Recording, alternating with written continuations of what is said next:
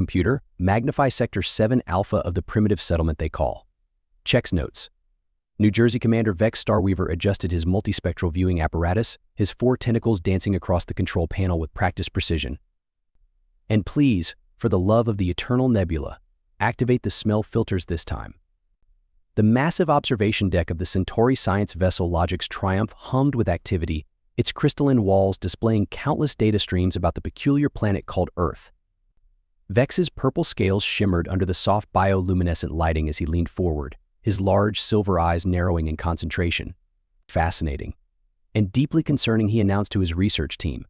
These humans appear to be consuming circular food discs while simultaneously engaging in highly complex mathematical calculations. Senior researcher Aurora, please tell me you're recording this absolute madness. Aurora Brightcrest, his second in command, fluttered her luminescent wings in agreement. Recording and analyzing, Commander. Though I must point out this is the 7th time today you've had me record humans eating while working. Are you developing an obsession? Obsession. Vex's scales turned a bright shade of indignation purple. I am conducting thorough scientific observation of a potentially dangerous species. Did you not see the human female just now?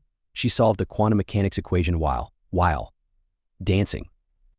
The observation deck erupted in gasps of horror.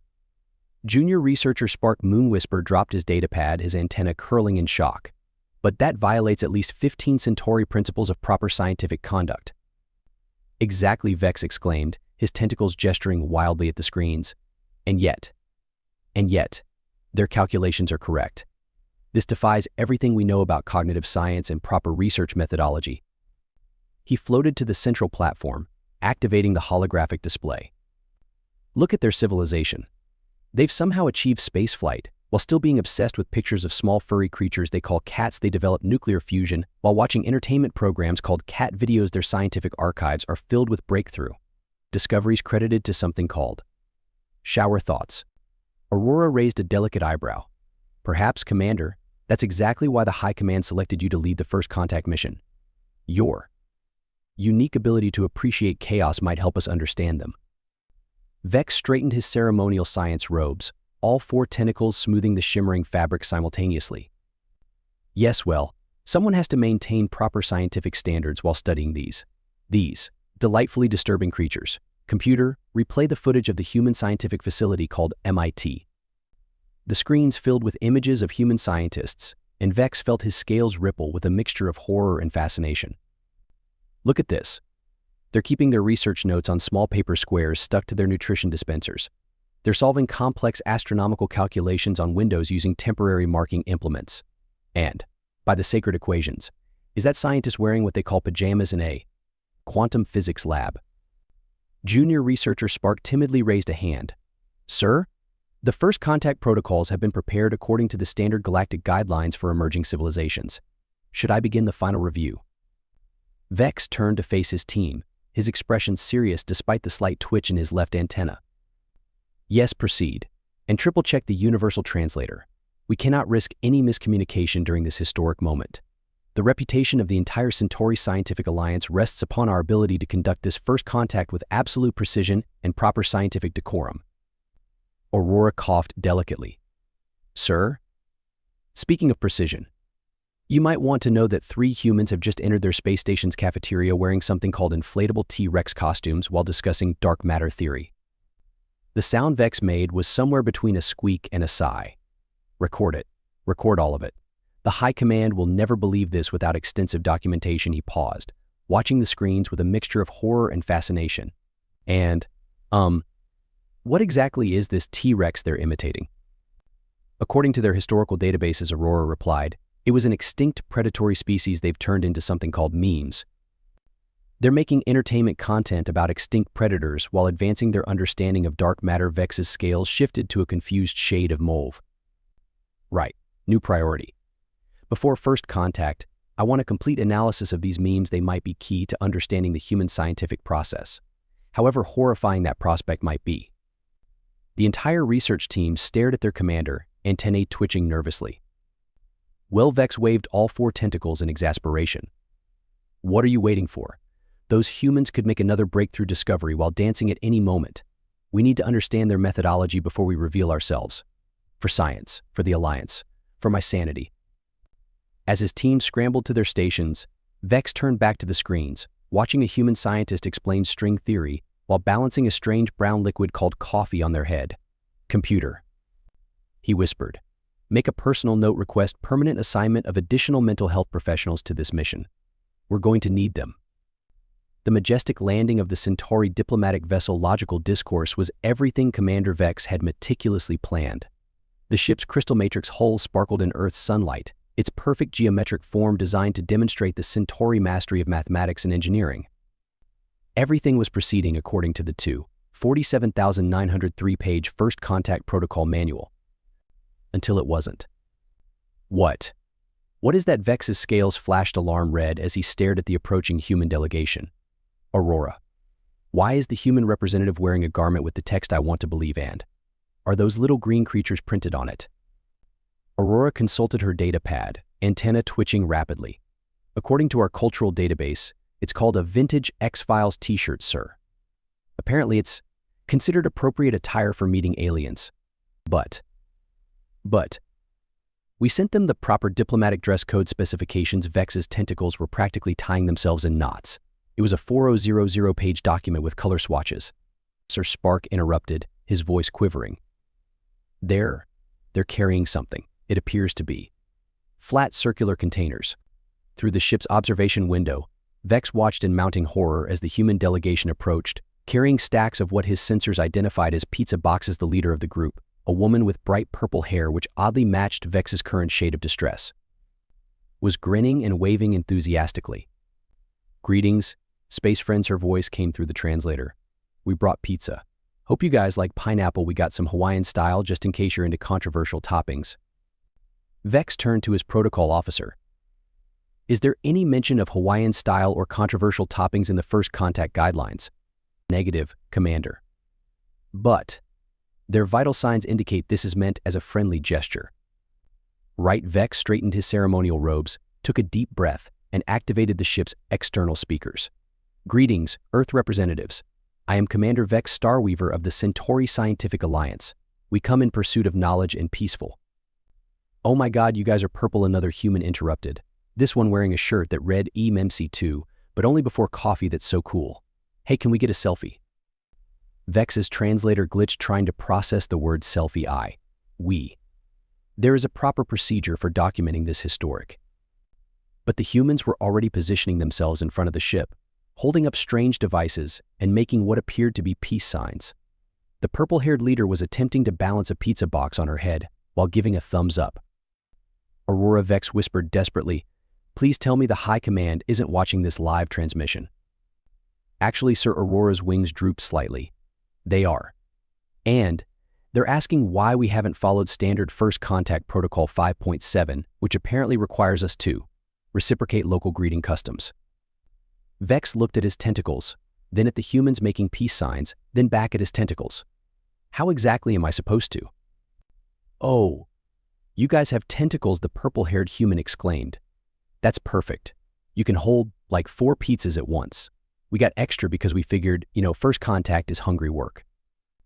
The next few minutes were a blur of confusion as Vex found himself somehow maneuvered out of the ship against at least 300 safety protocols, with a pizza box in each tentacle, posing for something called an Instagram story, while the human delegation cheered.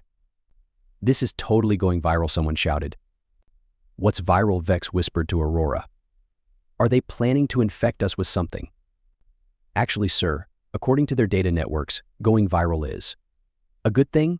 It appears to be related to their primary method of information sharing, which involves something called social media and memes." Commander. The purple-haired leader approached, offering what his sensors identified as a paper plate with a slice of pizza. "I'm Dr. Sarah Chen, head of Earth's Xenoscientific Research Division. Sorry about the casual approach, but we figured after watching you guys studying us for the past few months, we should keep it real, Vex's scales turned a pale shade of shock. "You knew we were observing you?" "Oh yeah," Dr. Chen grinned. "We spotted your cloaked ships ages ago. Pretty neat tech, but you guys might want to account for coffee cup rings in your cloaking field equations. They show up really clearly on our break room windows." "Coffee cup rings." Vex felt his entire understanding of stealth technology crumbling. "Yup, Actually, one of our interns figured it out while doing a coffee cup ring art project during their quantum mechanics study break. Speaking of which, she pulled out a thermal container. Want to try some coffee? It's kind of Earth's secret weapon for scientific breakthroughs. 3 Earth days after first contact, Commander Vex Starweaver found himself standing in what the humans called a break room watching in abject horror as Dr. Sarah Chen solved a complex quantum entanglement equation while dancing to something called K-pop. This defies all known laws of cognitive science, he exclaimed, his tentacles gesturing wildly at the whiteboard where Sarah had just scribbled the solution. How can you possibly maintain the necessary mental focus while performing these rhythmic body movements?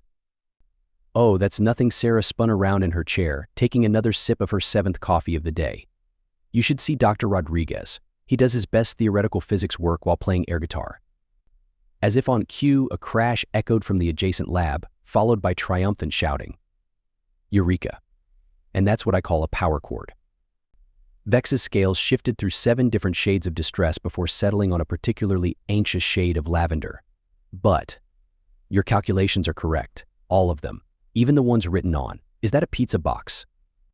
Yeah, we ran out of whiteboard space, Sarah shrugged, reaching for another slice. Plus, the grease stains sometimes make interesting patterns that inspire new theoretical frameworks. Aurora, who had been quietly documenting everything with an expression of fascinated horror, suddenly spoke up. Commander, you might want to see this. I've been analyzing their scientific breakthrough patterns and, well, she projected a hologram showing a pie chart. According to Earth's own scientific records, 35% of their major breakthroughs occurred during something called shower thoughts, 25% while consuming this coffee substance, 20% through what they call random 3 a.m. inspiration, 15% during various recreational activities, and only 5% through what we would consider proper scientific methodology. That's impossible. Vex floated to the nearest wall and began banging his head against it gently. Science requires structure, methodology, proper documentation. You can't just have epiphanies while washing yourself. Actually. Sarah interjected, spinning around in her chair again. Why did humans insist on turning their seating apparatus into entertainment devices? That's exactly how we cracked faster than light travel. Dr. Patel was taking a shower after a Star Trek marathon, got shampoo in his eyes, and suddenly realized we were approaching the quantum foam calculations all wrong. Vex stopped his head banging to stare at her. You achieved FTL travel because of soap in someone's visual organs, while thinking about entertainment programs. Yup, Sarah beamed. We call it thinking outside the box. Speaking of which, want to see our quantum computation lab? Fair warning though, it's karaoke Thursday. Karaoke Thursday. Vex's translator struggled with the concept. Oh yeah, the quantum physics team swears they get their best results while singing. Something about the vibration patterns matching quantum frequencies. Or maybe they just like ABBA, who knows? Before Vex could process this new assault on his understanding of proper scientific conduct, a young human burst into the break room, literally bouncing with excitement. Dr. Chen, you've got to see this. The intern was clutching what appeared to be a damp napkin. So I was eating a burrito in the particle accelerator control room, right? And I spilled some guacamole. And when I went to wipe it up, I noticed the pattern looked exactly like the missing variable in our dark matter equations. Sarah jumped up, spilling coffee everywhere, which apparently was also normal. Holy smokes, Joey, you're right. This guacamole pattern. It's perfect. Quick, someone scan this napkin before it dries. Vex watched, his antenna twitching uncontrollably, as Earth's top scientists gathered around a salsa-stained napkin, excitedly pointing out how the random pattern of smeared avocado somehow perfectly represented a complex mathematical concept that the Centauri had been trying to understand for centuries. Aurora, he whispered weakly, please tell me we're hallucinating. Maybe Earth's atmosphere has some psychoactive properties we didn't detect. Negative, Commander Aurora replied, her wings fluttering in excitement as she scanned the napkin. Their math is solid. They just discovered something our best scientists have been seeking for decades, through a condiment accident. Right. Vex straightened his robes, trying to maintain some semblance of scientific dignity. New protocol all Centauri research vessels are to be equipped with. Shower facilities, entertainment programs, and... He shuddered slightly. Karaoke equipment, detention all personnel. This is not a drill. I repeat, this is not a drill. Commander Vex's voice echoed through both the Centauri research vessel and Earth's science facility. We have detected a Class 9 spatial anomaly forming in Sector 47 Beta. screens throughout the combined human-Centauri research complex flashed with warning signals as a massive tear in space-time began to form just outside Earth's orbit. The Centauri scientists immediately began running complex calculations, their tentacles flying across holographic interfaces. Meanwhile, the humans. "Has anyone seen my lucky quantum physics socks?" Dr. Rodriguez called out, sliding into the control room in his stockinged feet. "I can't solve temporal equations without them." "Check the coffee room," Sarah shouted back, while simultaneously juggling 3 tablets, a half-eaten sandwich, and what appeared to be a rubber duck. "And grab my disco ball while you're there." Vex's scales turned an alarming shade of emergency red. "Dr. Chen, this is a serious crisis. The anomaly is growing at an exponential rate. Our calculations indicate it could consume both Earth and Centauri Prime within 48 hours. "Oh, I know," Sarah nodded, setting up the disco ball. "But trust me, we do our best crisis management with proper mood lighting." The next few hours were a blur of chaos that made Vex question everything he'd ever learned about crisis response. While his Centauri team worked methodically through their standard emergency protocols, the humans. "Hey, has anyone tried poking it with a quantum stick?" Joey the intern suggested, balancing precariously on his chair while making a tower out of energy drink cans. "Already tried that," another scientist called out. "But what if we? Hear me out. What if we tried duct tape?" Vex's antennae nearly tied themselves in knots. Duct tape. You want to fix a tear in the fabric of space-time with adhesive material. Why not? Sarah shrugged, now wearing what appeared to be a Hawaiian shirt over her lab coat. Duct tape fixed the Apollo 13 mission. Plus, I've got this weird feeling.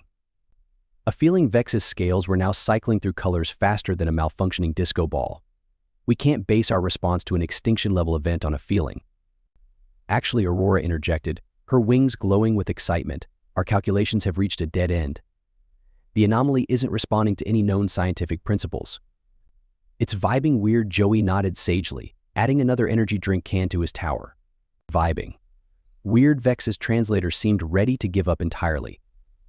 "Yeah, like when you're in the shower and you're thinking about quantum mechanics and something just feels off." Sarah was now doodling on a whiteboard with 4 different colored markers simultaneously. "This anomaly? It's got the same energy as that time I tried to microwave a banana for science." "Wait," Dr. Rodriguez skidded back into the room, wearing what appeared to be socks covered in mathematical equations. "What if the anomaly isn't expanding because of quantum mechanics? What if it's expanding because it's lonely?" The entire Centauri science team froze, their tentacles suspended in mid-calculation. "Think about it," Rodriguez continued, now ergating his way through his explanation. "Every other spatial anomaly we've studied has had a quantum partner. But this one? It's flying solo. Maybe it just needs a friend." Sarah's eyes lit up. "Joey, get the quantum harmonizer, the one we built out of old karaoke machines in that broken toaster." "The what?" Vex whispered to Aurora. I think they modified some of our quantum measurement equipment with Earth technology, sir. Although I'm not entirely sure how toast factors into quantum mechanics." What happened next would haunt Vex's scientific sensibilities for years to come. As the Centauri team watched in horror, the humans 1. Rigged up a device made of spare parts, duct tape, and what appeared to be a coffee maker. 2. Connected it to both Earth's and Centauri's main power grids. 3. Started playing something called Don't Stop Believin' through the quantum harmonizer. 4. And began what they called a quantum dance party to, in Sarah's words, match the anomaly's vibe.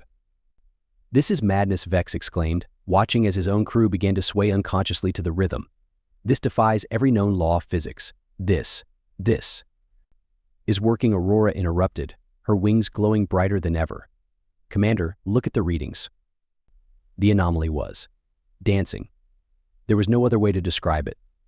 The massive tear in space-time was pulsing in perfect rhythm with Journey's greatest hits, while measurements showed it was actually shrinking. "Impossible," Vex whispered, all 4 tentacles pressed against the observation window. "The mathematics. The physics. The. Sometimes," Sarah said, gently placing a coffee cup in one of his tentacles, "the universe just wants to boogie, Commander." The next few hours redefined everything Vex thought he knew about reality. The anomaly continued to shrink, but only when they played specific songs.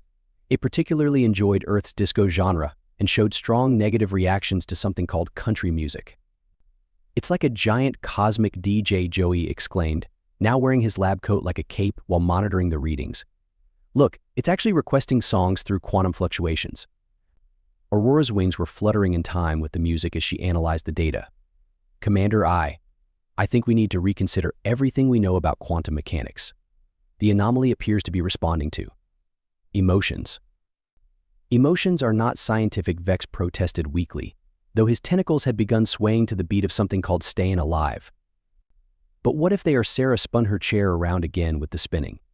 Think about it, what if the universe isn't just mathematics and physics? What if it also runs on vibes? Vibes, Vex repeated, his scales shifting to a contemplative blue. You're suggesting that the fundamental forces of reality include vibes. Well, how else do you explain quantum entanglement? Dr. Rodriguez chimed in, still wearing his equation socks.